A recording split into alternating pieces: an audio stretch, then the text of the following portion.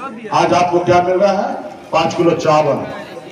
आपको गुलाम बनाया जा रहा है। लेकिन वही भारतीय जनता पार्टी के पर्दे के पीछे कौन है? आरएसएस। आरएसएस कौन है? सब अपर कास्ट। और आपने देखा 10% आरक्षण सामान्य वर्ग को यूं ही दे दिया, बेगर हिसाब किताब किए हुए, बेगर गणना किए हुए, बेगर सोचे समझे 12 घंटे में आरक्षण लागू कर दिया। 10% उनकी आबादी है, 10.5%, और 10% आरक्षण लागू कर दिया। आज उसके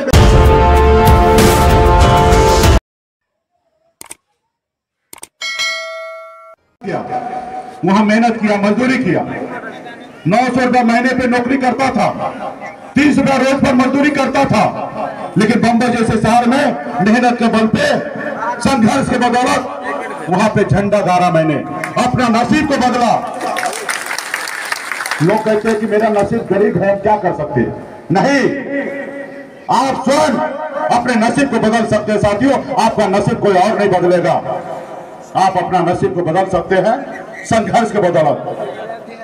तो इसलिए साथियों, जब मैं वहां पे कामयाब हुआ तो मैंने देखा कि मैं बहुत आगे निकल गया हूं, लेकिन हमारा अपना परिवार बहुत पीछे रह गया है।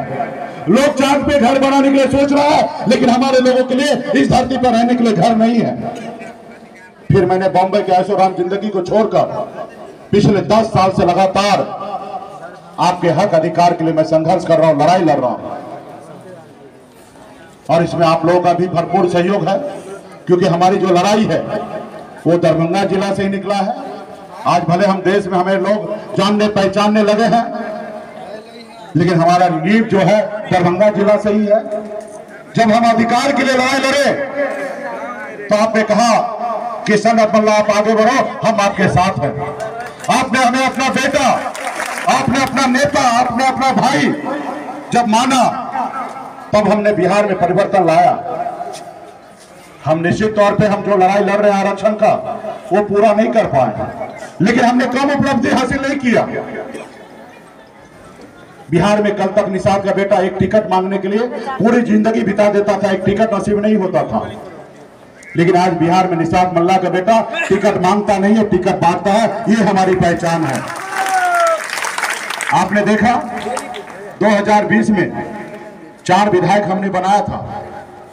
कल तक लोगों को लगता था कि निषाद मल्ला का मतलब सिर्फ मछली मारना होता है, लेकिन हमने बताया कि सिर्फ हम मछली नहीं मार सकते, हम विधायक भी बना सकते हैं, हम शासन भी कर सकते हैं।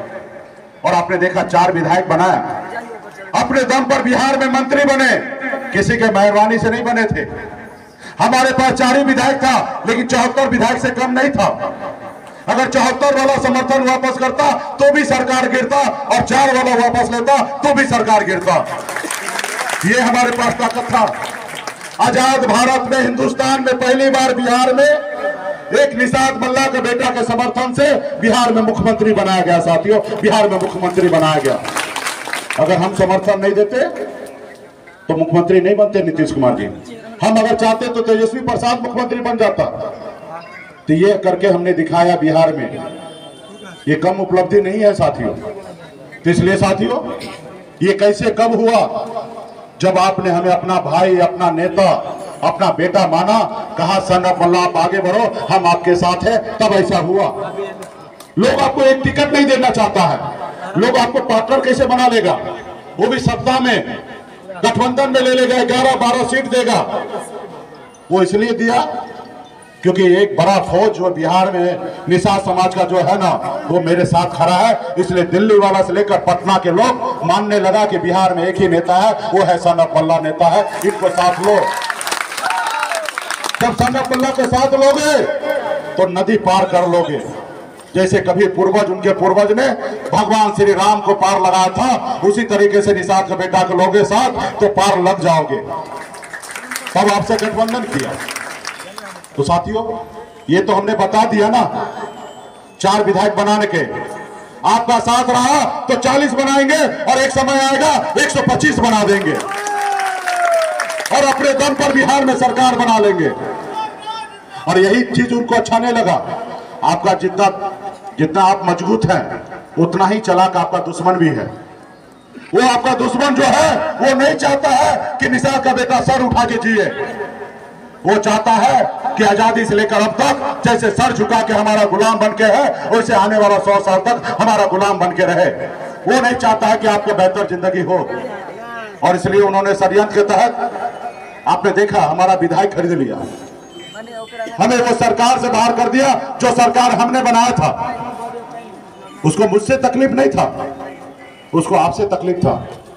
वो देखा कि बिहार में निषाद समाज सोया हुआ शेर है, ये जिस रोज जग जाएगा उस रोज अकेले अपने दम पर बिहार में सरकार बना लेगा। कि इस समाज को गुलाम बनाना है तो पहले इस समाज का आवाज जो है उसको बंद करो, और उसका आवाज मुकेश सहनी बना हुआ है, पहले मुकेश सहनी को खत्म करो। और वही किया, खत्म करने का निर्णय लिया। लेकिन उनको यह अंदाजा नहीं है जिस सन्नत मल्ला के साथ लाखों निषाद का बेटा माता बहन का आशीर्वाद हो, दुनिया का कोई ताकत नहीं है कि हमें झुका सकता है साथियों, झुका सकता है। तो ये है साथियों, इसके लिए गंभीरता से अपनी ताकत को संभालना पड़ेगा, वोट का ताकत को समझना पड़ेगा। अभी एक हफ्ता पहले सर्वे रिपोर्ट आया, जाति आधारित गणना, उसमें आपने देखा होगा अगर पिछड़ी में ओबीसी में अगर सबसे ज्यादा संख्या बिहार में किसी का है तो एक है वो यादव जी, और दूसरा कोई संख्या है तो वो है निषाद समाज जो 10% की संख्या है। आप बताइए ना, जो काम लालू जी करेंगे वो हमने करेंगे, हम भी कर सकते हैं। आज आप बताइए आप कितना लाचार है, मजबूर है। क्या निषाद परिवार में बच्चा जन्म लेना कोई गुनाह है क्या? अभी तो ऐसे लगता है, आप देखते 3 महीने के बाद ठंड आएगा, लोग अपने घर से नहीं निकलेंगे, लोग अपने रजाई से बाहर नहीं निकलेंगे, लोग अपने कंबल से बाहर नहीं निकलेंगे। लेकिन आपका भाई, बेटा, पति कितना मजबूर रहता है, ऐसी ठंड में घर से बाहर निकलता है, पानी में उतरता, मछली मारता है, फिर मछली मार के बाजार में बेचता है, तब उसके घर पे चूल्हा जलता है। इसलिए साथियों, उसके लिए कौन लड़ेगा? आज आपके घर में बच्चा जन्म लेता है, लेकिन बचपन से लेकर बुढ़ापा तक उसके पैरों में गुलामी का जंजीरों बंधा हुआ रहता है। जब आपके घर में बच्चा जन्म लेता है, जब वो बीमार पड़ता है तो आपके पास पैसा नहीं रहता है, आप सरकारी हॉस्पिटल का चक्कर काटते हैं, वहां पे आपके बच्चे का सही से इलाज नहीं होता है, और आपका बच्चा आपके गोद में दम तोड़ देता है, आप बेबस हो जाते हैं, कुछ नहीं कर पाते हैं क्योंकि आपके पास पैसा नहीं होता है। आपका बच्चा आपके गोद में दम तोड़ देता है। लेकिन वही दूसरे जगह जिसके पास पैसा होता है, उसका बच्चा जब बीमार पड़ता है तो बड़ा से बड़ा प्राइवेट हॉस्पिटल में जाके इलाज कराता है, उसको नई एक जिंदगी देता है, नई जीवन देता है। लेकिन आप क्या देते हैं? मौत। क्या आप ऐसी जिंदगी देखना चाहते हैं? तो साथियों, अगर ऐसी जिंदगी नहीं देखना चाहते हैं तो संघर्ष करना पड़ेगा, लड़ाई लड़ना पड़ेगा। जो काम हम कर सकते हैं वो क्या आप नहीं कर सकते? आप भी कर सकते हैं। आपका मेरा खून एक ही है, आप भी गरीब घर में जन्म लिए, हम भी गरीब घर में जन्म लिए, लेकिन मैंने संघर्ष को बदौलत अपनी पहचान बंबई में बनाया, बिहार में बनाया। आज हमारी पहचान, ताकत यह है कि दिल्ली में बैठे हुए सरकार, देश के प्रधानमंत्री घबरा रहे हैं कि मुकेश सहनी कल क्या निर्णय लेगा। मुकेश सहनी पे नजर रखो, मुकेश सहनी को कैसे भी साथ लो। ये कम उपलब्धि है क्या? ये बड़ी उपलब्धि है साथियों। एक निषाद का बेटा से घबरा रहा है देश का प्रधानमंत्री। अभी वो कहते हैं कि सहनी जी जो गलती हुआ उसको माफ कीजिए, हमारे साथ आ जाइए, और अगला बिहार का मुख्यमंत्री आप ही बनिएगा 2025 में, आप मेरे साथ आ जाइए। हमने कहा भाई, हम मल्लाह का बेटा है, हम जाल में मछली फंसाते हैं, जाल में फंसते नहीं हैं। हम झोपड़ी में रहेंगे लेकिन झोपड़ी का बादशाह रहेंगे, लेकिन आपके महलों में आके हमें गुलामी नहीं करना, आपके महलों में आके गुलामी नहीं करना। वो चाहता है कि मुकेश सहनी एक बड़ा ब्रांड हो गया है, इसको साथ ले लेंगे, पहले तो हम अपना नैया पार लगा लेंगे, और फिर जो कहेंगे मुकेश सहनी सुनेगा, और नहीं सुनेंगे तो कुर्सी से उतार देंगे। और जब कुर्सी से उतार देगा तो इधर जात भी गया, भात भी गया। तो भाई, भात जाए तो जाए, जात नहीं जाना चाहिए साथियों, जात नहीं जाना चाहिए। या ना तो उसका गुलाम बन के रहिए, फिर आगे बढ़ते रहिए। आज देखे ना, हमारे हमको तोड़ने के लिए, हमको कमजोर करने के लिए षड्यंत्र रचा जा रहा है। कल तक मान रहा था कि बिहार में नीतीश कुमार बिहार में फैक्टर है, नीतीश कुमार जी इसे कैसे निपटेंगे, इसलिए सम्राट चौधरी को नेता प्रतिपक्ष बना दिया। उसके बाद उसको जब निषाद संकल्प यात्रा चलने लगा, लाखों हजारों की संख्या में निषाद का बेटा संकल्प लेने लगा, तो दिल्ली वाला सोचने लगा कि अब क्या होगा। तो सोचा मुकेश सहनी को कमजोर करने के लिए इसी के समाज में से किसी को नेता बना दो। और उन्होंने कल तक जो मान रहा था नीतीश कुमार फैक्टर है, वो मानने लगा कि बिहार में फैक्टर मुकेश सहनी बन गया। और मुकेश सहनी को कमजोर करने के लिए, क्योंकि किसी में औकात नहीं है कि मुकेश सहनी से डायरेक्ट लड़ ले, तो इसलिए उन्होंने निषाद का बेटा को आगे कर दिया कि ये लड़ेगा। लेकिन आपको समझना है कि टूटना है कि जुड़ना है, अपने हक अधिकार के लिए लड़ना है या किसी के पीछे पीछे चलना है। आज मैं 2021 में 22 में मोदी जी योगी जी जिंदाबाद करता तो शायद मेरे साथ ऐसा नहीं होता। मैंने लड़ाई लड़ा, संघर्ष किया। हमारा मानना है कि जो कुर्सी पे बैठे उस कुर्सी पे अगर हमारा चपरासी ना सुने तो ऐसे कुर्सी को लात मार देंगे, और हम पावर में रहेंगे, हमारी बात चपरासी ना सुने। तो इसलिए साथियों बड़ा ताकत चाहिए, संघर्ष कीजिए, लड़ाई लड़िए। निश्चित तौर पे आने वाला समय में हमें आरक्षण मिलेगा। अभी दिल्ली के लोग घबरा चुका है। सिर्फ जरूरी है एकता के साथ रहना, गांव गांव में जाके अपने लोगों को समझाना, अपने दल के साथ, अपने नेता के साथ, अपने पार्टी के साथ खड़ा होइए, दलदल से बाहर निकलिए और देखिए एक ना एक दिन इनकलाब होगा। लड़ाई लड़ने में तो दो ही परिणाम आता है, हार या जीत। जब हम लड़ेंगे तो हारेंगे या जीतेंगे, लेकिन घर में बैठे रहेंगे तो एक ही परिणाम आएगा, सिर्फ हार आएगा, हार।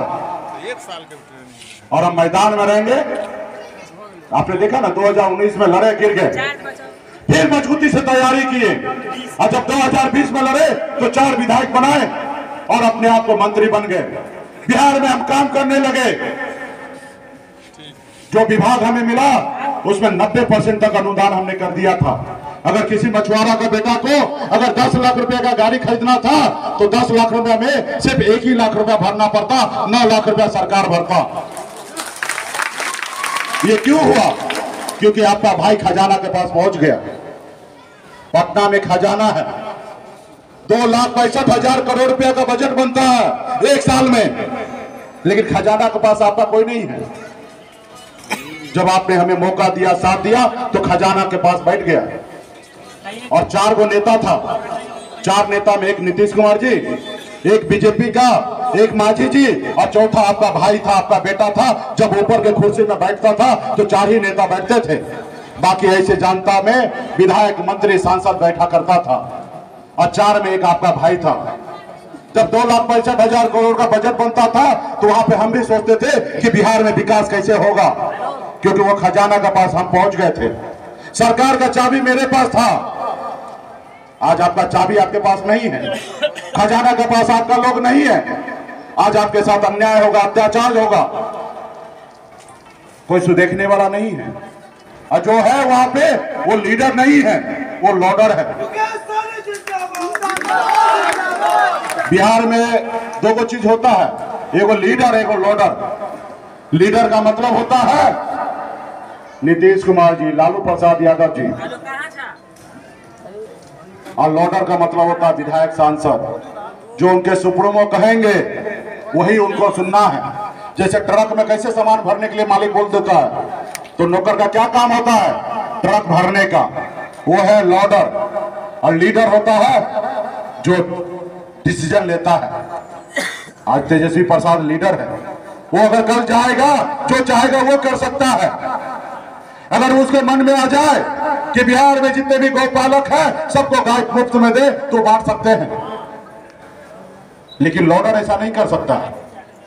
कल जब हम मंत्री बने तो हमने निर्णय लिया कि जितना भी बिहार में SC ST का भाई है सबको मुफ्त में गाय और भैंस उसको अनुदान दो, 100% फ्री में बांटो।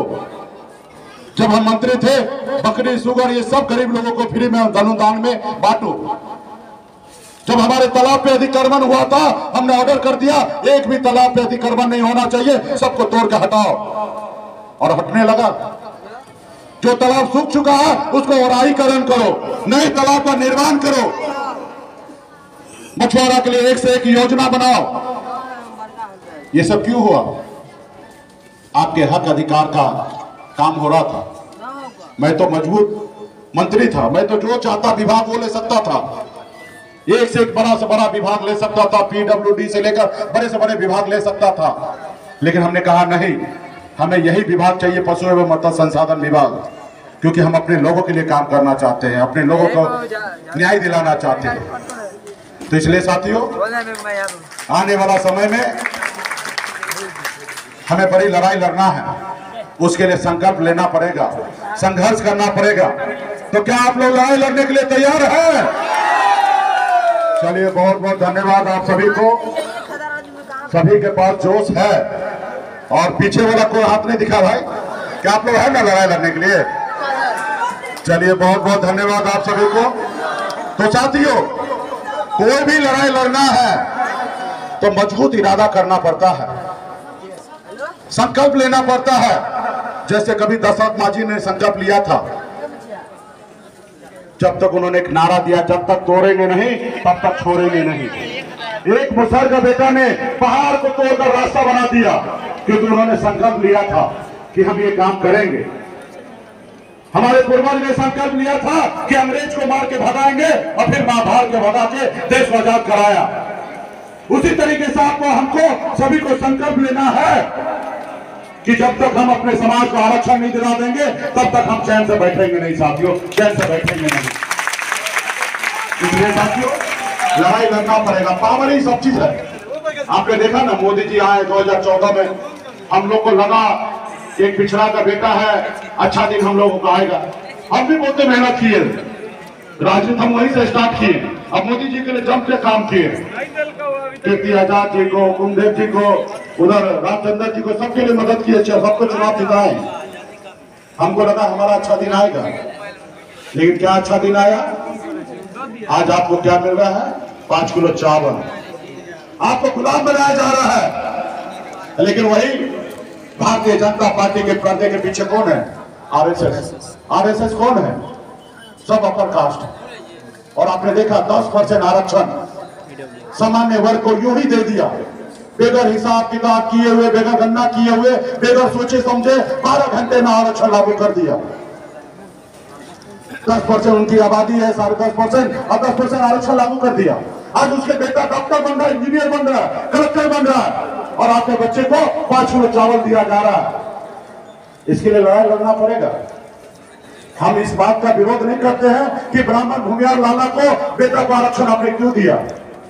हम भी मानते हैं कि अगर ऊंचे जाति का बेटा अगर गरीब है तो उसको भी सरकार से लाभ मिलना चाहिए, लेकिन तरीका से मिलना चाहिए। अगर उनकी अगर 10% आबादी है तो उनको 10% आरक्षण कैसे दे दिए? फिर तो हम 63% ओबीसी